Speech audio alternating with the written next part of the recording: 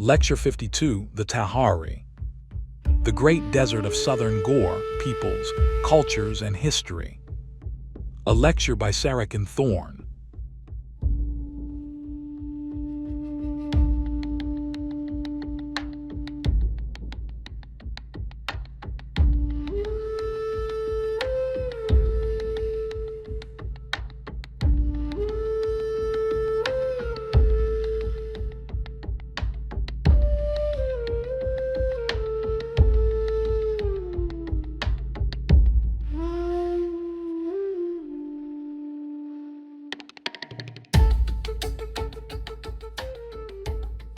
Part 1, Opening.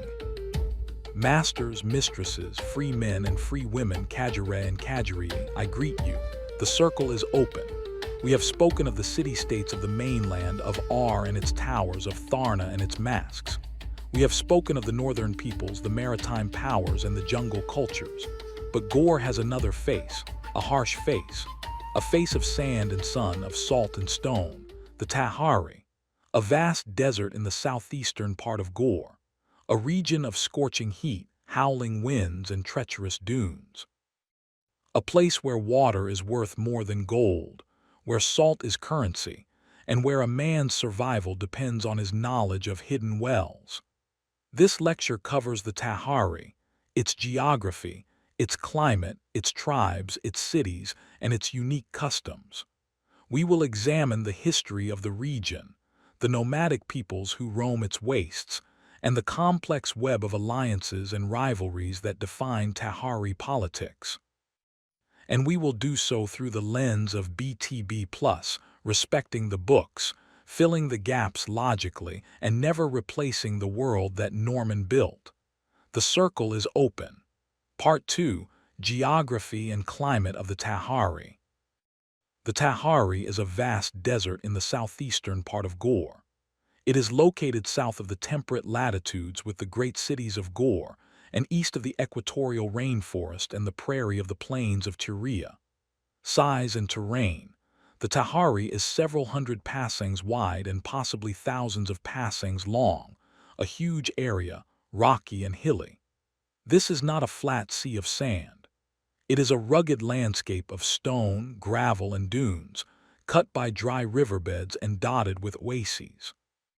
Temperature. The daytime temperatures in the shade are usually 40 degrees Celsius, over 100 degrees Fahrenheit. The surface heat is even greater.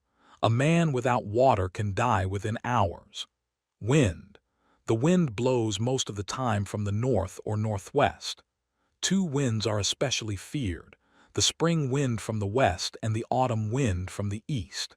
These winds bring sandstorms that can bury a caravan or scour flesh from bone. The oases. The oases of the Tahari are fed by underground rivers that flow from the slopes of the Voltai Mountains to the southeast. Each oasis is a tiny island of life in a sea of death. Palms provide shade and fruit. Wells provide water.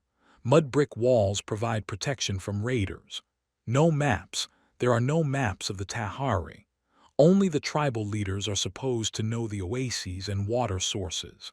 This knowledge is power. A tribe without water is dead. A tribe that knows the hidden wells can survive where outsiders perish. The salt trade. The principal export of the Tahari is salt, mainly shipped from the port of Kasra on the lower Fain River. Salt is currency. Salt is wealth. The tribes that control the salt mines control the region. The city of Tor. In the northwest corner of the region lies the great city of Tor. Tor is the most important city of the Tahari, a center of trade and power.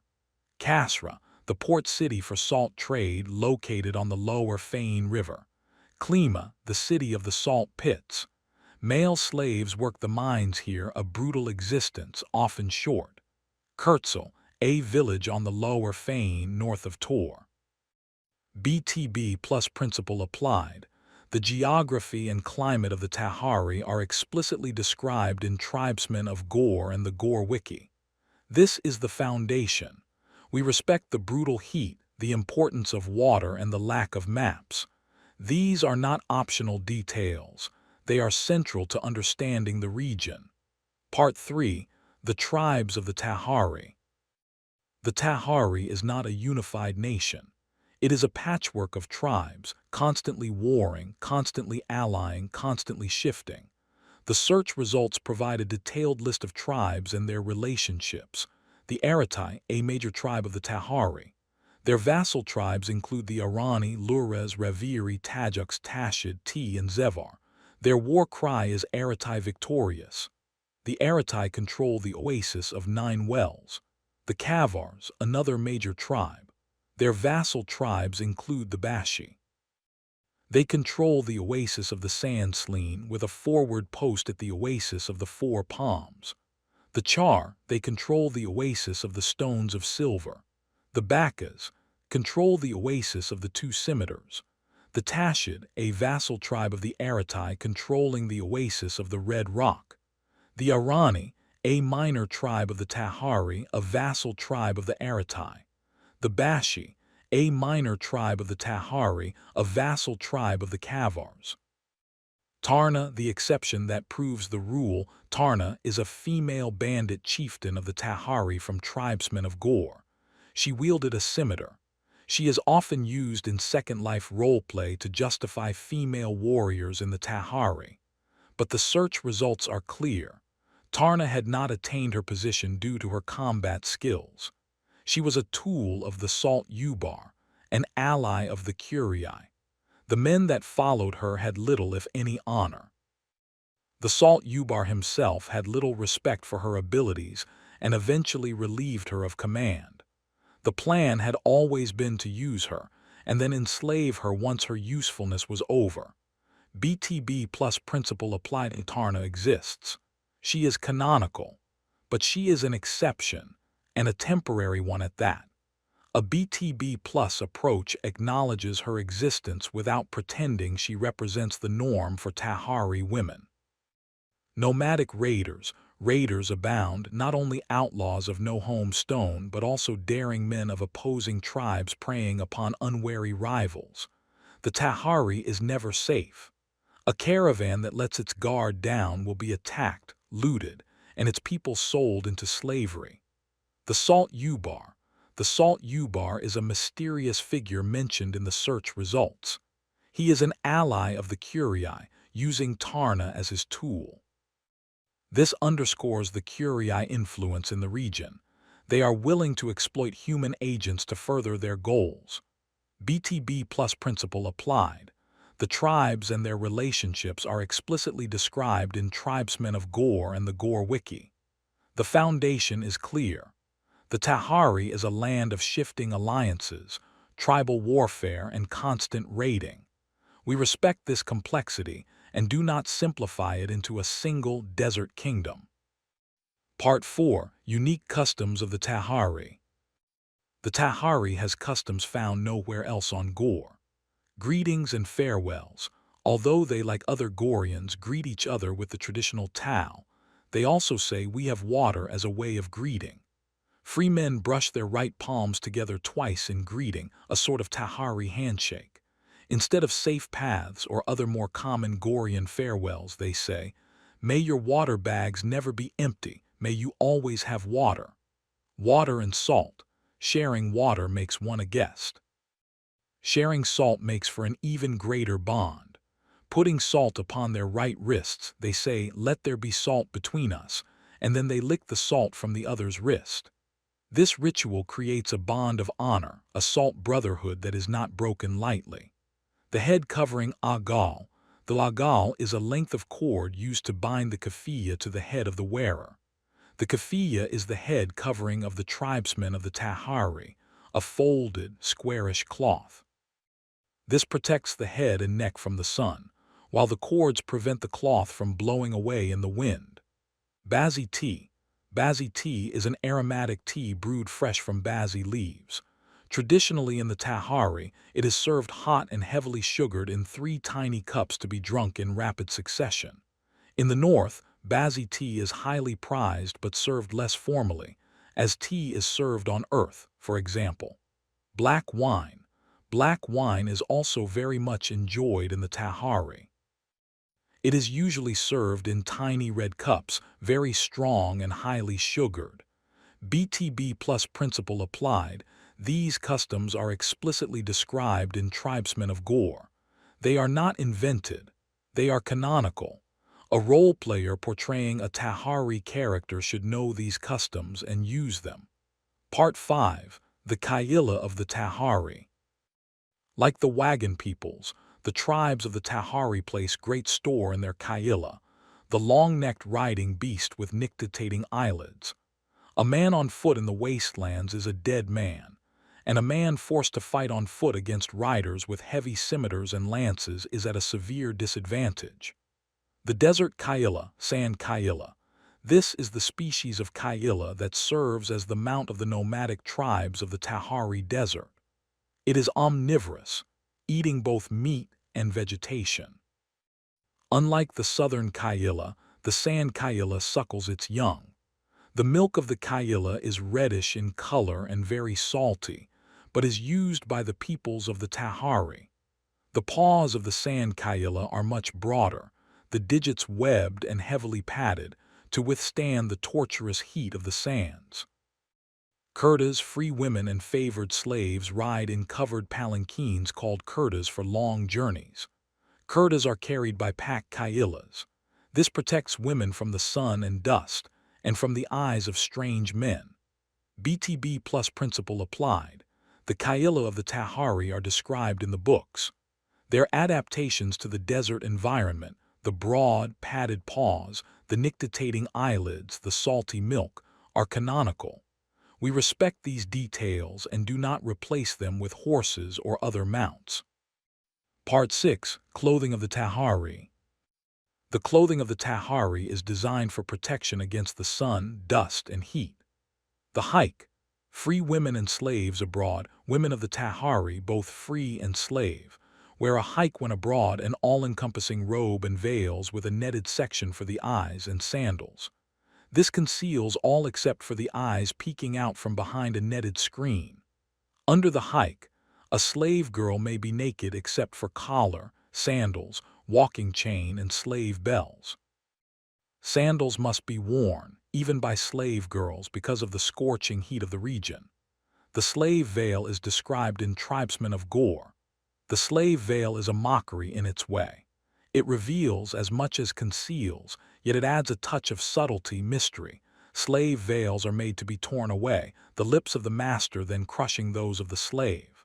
Walking chains. The use of a light walking chain, tethering the ankles, is not uncommon in the Tahari. A beautifully measured gait is thought to be attractive in a woman.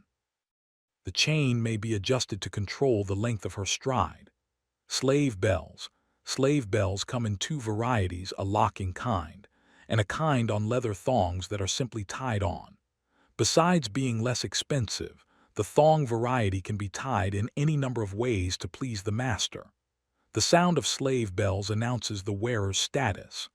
An unattached free woman may wear a single, virgin bell to announce her availability for free companionship, but this bell's sound is not sensual like the slave bells.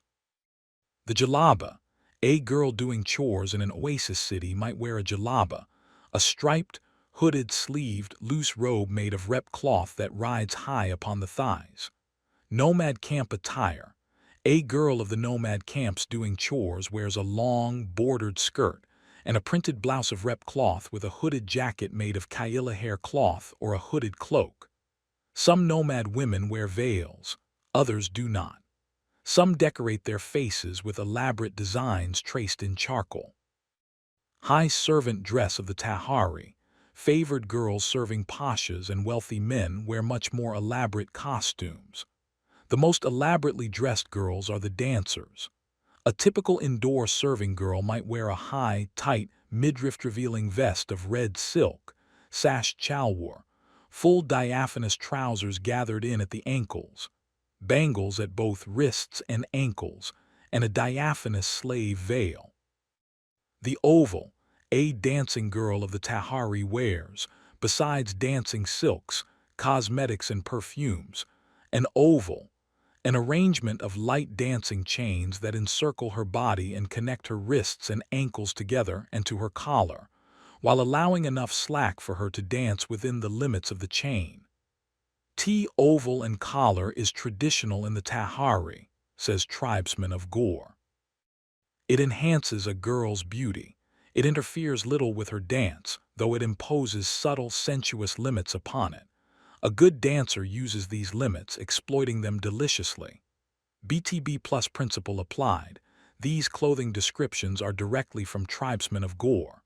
The hike, the walking chain, the slave bells, the oval, all are canonical. A role player in the Tahari should know these garments and use them correctly. A free woman does not walk abroad without a hike. A slave's bells announce her status. Part 7. Customs of Service in the Tahari. The Tahari has several unique customs related to serving food and drink. Hand washing. In a ritual peculiar to the Tahari, before and after meals in middle and high-class homes, Kajari wash the right hand of their master and his guests in bowls of water scented with oil of desert viminium. The flower's oil is extracted and mixed with the water for this custom. Bazi tea service. Bazi tea is important in the Tahari as the beverage of choice to serve to guests. It is served in high palaces and nomad camps alike, hot in 2-ounce glasses, usually taken 3 at a time. Black wine service. Black wine is also very much enjoyed in the Tahari. It is usually served in tiny red cups, very strong and highly sugared. The serving girl minds the silver pot of black wine on a brazier near her master and his guests, being instantly available with refills. She checks the temperature of the black wine by holding the cup against her cheek. BTB Plus principle applied. These service customs are canonical. They are not inventions.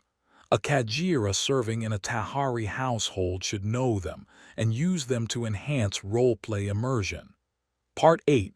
The Oases of the Tahari. The oases are the lifeblood of the desert. Each is a tiny kingdom, often controlled by a particular tribe or city. Oasis of 9 wells controlled by the Aratai. Oasis of Red Rock controlled by the Tashid. Oasis of the Lame Kaila and Oasis in the Tahari.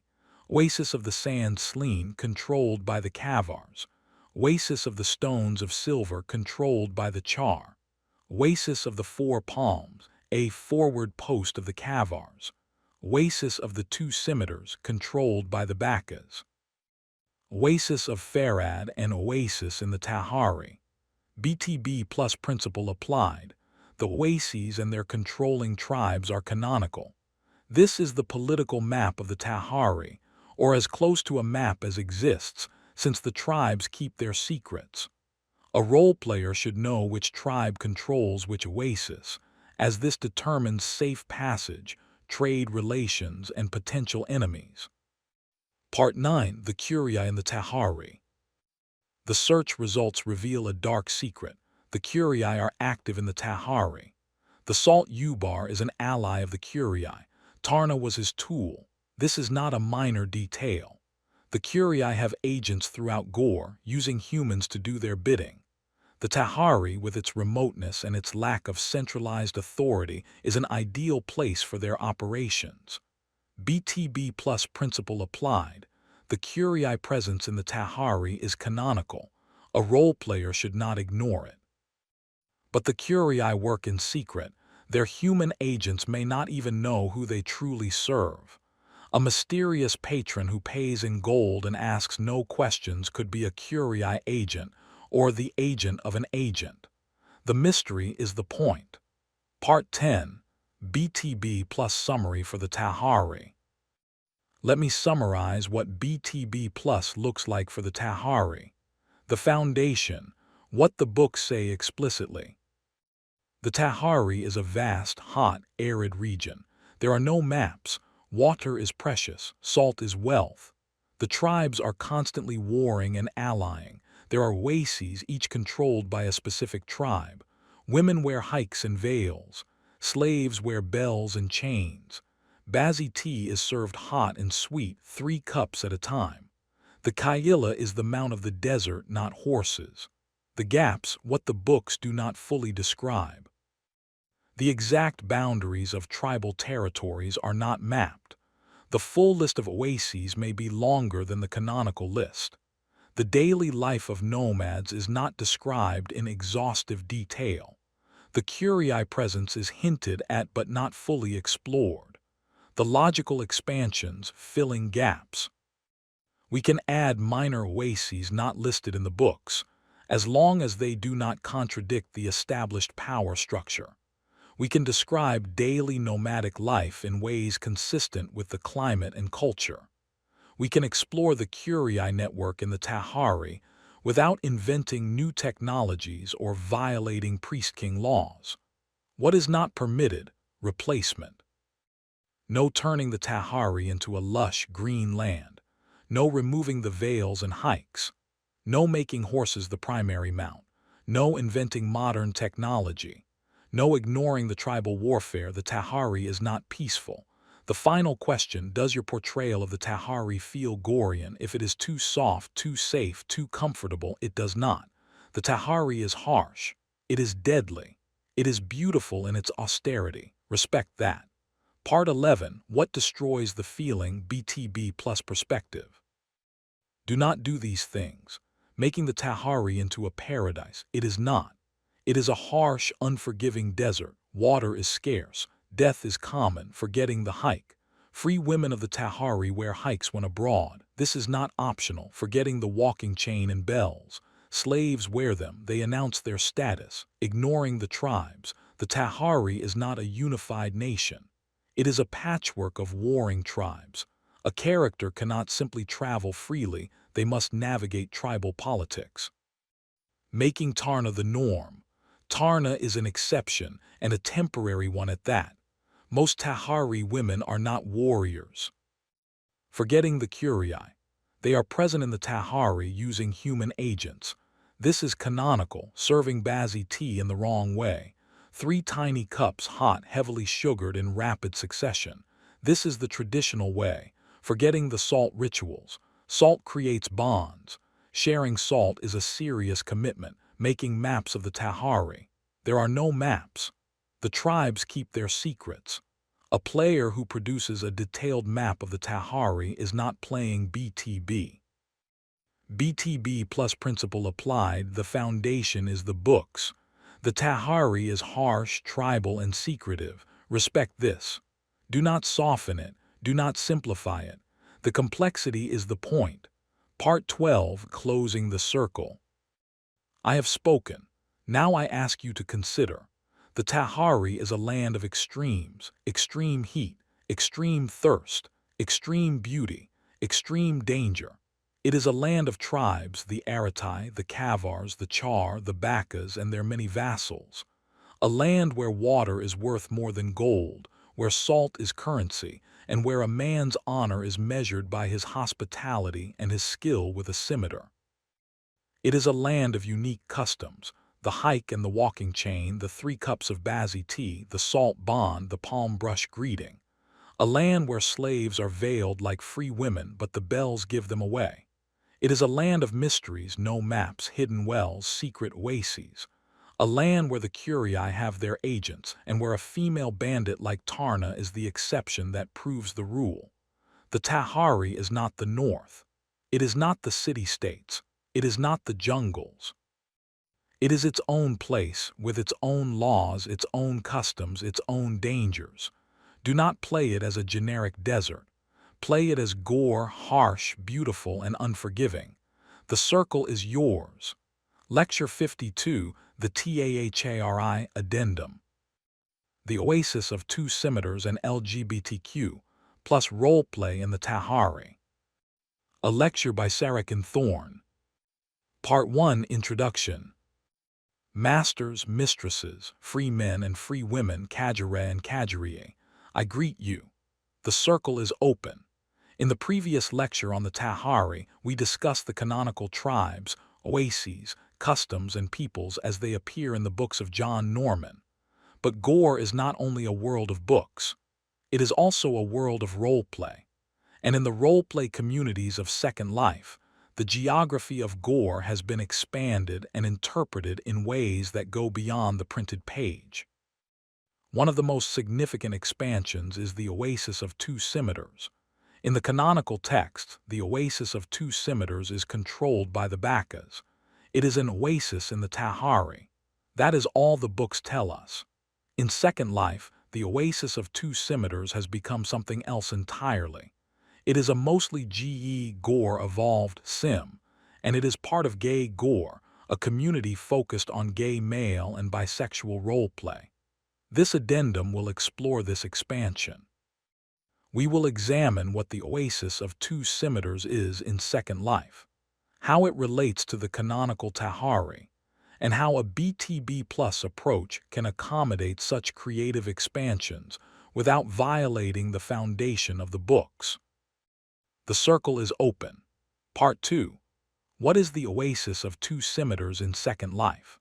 According to the search results, the Oasis of Two Scimitars is a long-standing Gorian roleplay sim in Second Life. From the SL Pride directory. For over 15 years, Oasis of Two Scimitars has been a cornerstone of immersive Gorian roleplay, offering a vibrant and enduring community for those seeking authentic experiences in a rich, desert-themed environment. Catering specifically to gay male and bisexual participants, the sim provides a unique twist on John Norman's Gorian universe, blending traditional elements with a focus on same-sex dynamics and storytelling. The same source notes, the setting adheres closely to the core themes and structures of the Gorian lifestyle, including master-slave dynamics, warrior codes, and cultural rituals. Fans of the Tahari region will find themselves transported to an oasis of unparalleled detail and atmosphere. Key features of the sim include: focus on gay male and bisexual dynamics. The sim caters specifically to gay male and bisexual participants, providing a space for same-sex Gorian roleplay. Longevity, over 15 years of continuous operation, a testament to the community's dedication. Atmosphere, a Tahari-inspired desert oasis brought to life with detailed builds and cultural authenticity. Community, described as a safe space for participants to explore these dynamics in the context of the Gorian world. One review quoted in the directory states, "This is the most beautiful gay men's Gorian sim. The people are wonderful and make you feel a part of the community. I can't think of playing in Second Life or Gore without Two Scimitars." BTB Plus note, this is a creative expansion. It is not in the books, but it is a respectful expansion. It builds on the foundation of the Tahari setting, uses authentic aesthetics, and creates a space for roleplay that is consistent with the core themes of master-slave dynamics and warrior culture while adding a focus on same-sex relationships. Part 3. Homosexuality on Gore, what the books actually say. To understand the Oasis of Two Scimitars, we must understand what the books say about homosexuality on Gore. According to the detailed analysis in the search results, homosexuality exists on Gore but is rare. A key quote from Blood Brothers of Gore, pages 454-51, states, "There's very little sex between men on Gore, although it's not non-existent. Its relative rarity is undoubtedly not the consequence of any repression, which doesn't exist, but rather of the disinterest that Gorians have in it. It's an aspect they neglect and do without because of the nature of Gorians and their environment. In this respect, their culture is shameless, virginal even. Their openness to the business of sex is sensual, frank, and organic. There is no pathological, guilt-inducing conditioning or social pressure to confuse, alienate, and divide the sexes. The abundance and availability of beautiful and necessary slave girls, who are, for the most part, affordable and available, removes all guilt from their nature. The key points from this passage. Male-to-male sex is not non-existent. Its rarity is not due to repression. Homophobia, as Earth knows, it does not exist on Gore. Gorians are simply disinterested. It is not a focus. The abundance of female slaves makes same-sex relationships less necessary or desired. The Waniyampi, in Blood Brothers of Gore, the Waniyampi are described as having an unusual incidence of homosexuality, both of the male and female varieties. This is presented as a result of their repudiation of natural relationships. Apanius and Milo, in Magicians of Gore, the relationship between the master Apanius and his male slave Milo is heavily implied to be intimate. Apanius calls Milo, "my beloved slave." Norman's personal views. According to the analysis, Norman considers that homosexual relationships exist in nature but are far from optimal from an evolutionary point of view and can pose obvious problems. However, he is not opposed to such relationships. He simply thinks that a male-female relationship is more satisfying and desirable. Social rules on Gore. Homosexual relationships must be discreet. One must keep one's place. What happens in private is one's own business, as long as it is not flaunted publicly. Slaves and homosexuality. It is much easier to establish homosexual relationships with slaves because slaves are property.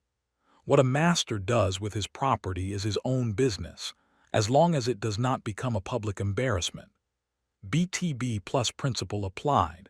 The books explicitly state that homosexuality exists on Gore, is not repressed, and is simply rare. The relationship between Apanius and Milo is canonical. The Waniyampi are canonical. A BTB Plus approach acknowledges this foundation and does not pretend that homosexuality is absent from Gore. It also acknowledges the social expectation of discretion. Part 4. The Oasis of Two Scimitars as a GE expansion. The Oasis of Two Scimitars is described as a mostly GE sim. GE stands for Gore Evolved, a category of roleplay that takes creative liberties with the source material. The search results state, catering specifically to gay male and bisexual participants, the sim provides a unique twist on John Norman's Gorean universe, blending traditional elements with a focus on same-sex dynamics and storytelling. This is a creative expansion. It is not replacement. The sim does not claim that the entire Tahari is gay. It does not claim that all Goreans are gay. It creates a specific space within the larger Gorean world where same-sex roleplay can flourish.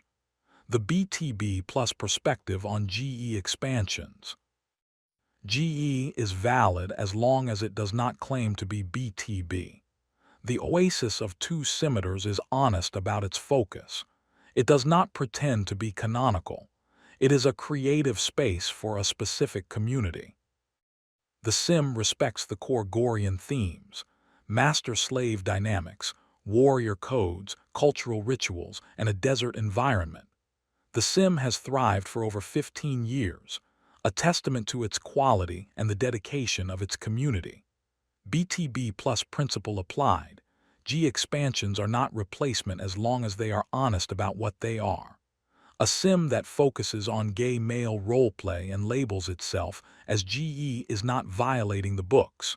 It is building on the foundation in a creative way.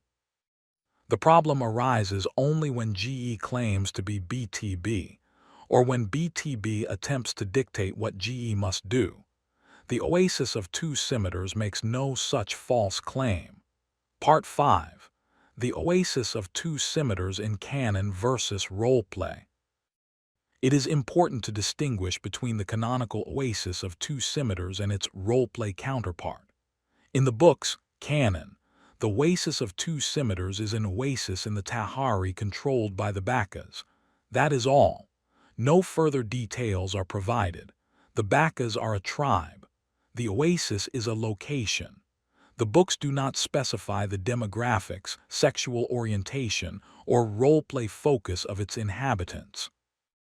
In Second Life, roleplay expansion, the oasis of two scimitars is a specific sim with a specific focus, gay male and bisexual Gorian roleplay. This is a creative expansion. It does not contradict the books because the books say nothing about the oasis's roleplay focus. The books do not say that the oasis is exclusively heterosexual. They do not say that the oasis is not a space for same-sex relationships. They are silent on the matter. BTB Plus principle applied. The books are silent on most of the details of the Tahari oases. They provide names and controlling tribes. They do not provide exhaustive descriptions. This is a gap. Filling that gap with a focus on same-sex roleplay is a creative expansion, not a replacement. It does not contradict the books because the books say nothing to contradict it. The only potential conflict would be if the sim claimed that the canonical oasis of two scimitars is a gay male space. It does not. It is a roleplay space that uses the name and setting as a backdrop for its own stories.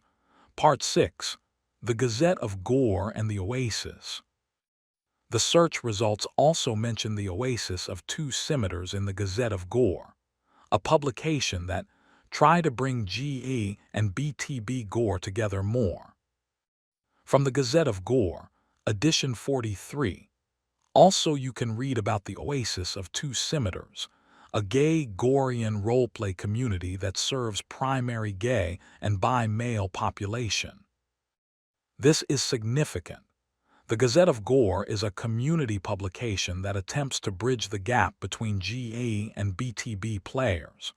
By featuring the oasis of two scimitars, the Gazette acknowledges that this sim is a legitimate part of the Gorian roleplay community, even if its focus is not strictly BTB.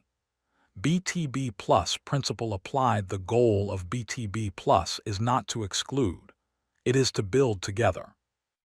The Gazette's mission, to bring GA and BTB Gore together, is aligned with the BTB Plus philosophy. Different playstyles can coexist. Different foci can coexist. The key is honesty and mutual respect. Part 7. BTB Plus perspective on LGBTQ plus roleplay in Gore. Let me summarize the BTB Plus position on LGBTQ plus roleplay in Gorian settings. The foundation, what the books say. Same-sex relationships exist on Gore. They are not repressed. Homophobia does not exist as Earth knows it. They are rare. The Waniampi have an unusual incidence of homosexuality. Apanius and Milo have an intimate master-slave relationship. Discretion is expected. Public displays are not encouraged. What a master does with his slaves is his own business. The logical expansions, what BTB Plus allows. A sim that focuses on gay male roleplay is a logical expansion. It takes a canonical possibility, same-sex relationships exist, and creates a dedicated space for it. The oasis of two scimitars does not contradict the books because the books do not forbid such a space. As long as the sim is honest about its GE nature, it is not replacement. What is not permitted, replacement. Claiming that the entire Gorian world is gay or bisexual. Claiming that homosexuality is the norm on Gore. Claiming that the canonical oasis of two scimitars is a gay space. Inventing new canonical tribes or locations to justify the focus. Ignoring the social expectations of discretion. The final question, does the oasis of two scimitars feel Gorian? It is set in the Tahari. It uses Gorian aesthetics. It focuses on master-slave dynamics. It respects the core themes of dominance and submission. For those who are comfortable with same-sex roleplay, it can feel very Gorian. For those who prefer a strictly BTB experience, it may not be their preference, and that is acceptable. The world of Gore is large enough for many playstyles. Part 8. What destroys the feeling? BTB Plus perspective. Do not do these things. Claiming that homosexuality does not exist on Gore, this is false. The books explicitly state that it exists. Claiming that homosexuality is common on Gore, this is also false. The book state it is rare, using the oasis of two scimitars to claim that the canonical oasis is gay. The books do not say this. The sim is a roleplay expansion, not a canonical statement. Disrespecting players who prefer BTB roleplay. The oasis of two scimitars is a GE sim. It does not need to be BTB, but players who prefer BTB are not wrong for their preference. Disrespecting players who enjoy the oasis. They are enjoying Gore in their own way. They are not harming anyone, forgetting the social expectation of discretion. Even in a gay-focused sim, the Gorean value of keeping one's place should be respected. BTB Plus principle applied, the foundation is the books. The books acknowledge same-sex relationships. The books do not repress them. The books do not celebrate them either. They are simply there, a rare variation. The oasis of two scimitars is a creative expansion that builds on this foundation without contradicting it. Respect both the foundation and the expansion. Part 9. Closing the circle. I have spoken. Now I ask you to consider. The oasis of two scimitars is a unique place in the Gorean roleplay community. It has thrived for over 15 years. It serves a specific community, gay, male, and bisexual players who want to explore Gorean themes in a desert setting. It is not BTB. It does not claim to be. It is a GE sim, a creative expansion of the Gorean world. The books tell us that same-sex relationships exist on Gore. They are rare. They are not repressed. The Waniampi have an unusual incidence of homosexuality. Apanius and Milo share an intimate bond. This is the foundation. The oasis of two scimitars builds on that foundation. It creates a space where same-sex dynamics can be explored in depth, without the need to justify their existence, without the need to fight against prejudice that does not exist in the Gorean world. Is it Gorean? It depends on your definition. If you require strict adherence to the letter of every book, it is not. If you accept creative expansions that respect the foundation, it is. BTB Plus does not exclude. It builds. It asks, does this feel Gorean? For many players, the oasis of two scimitars does. The circle is yours.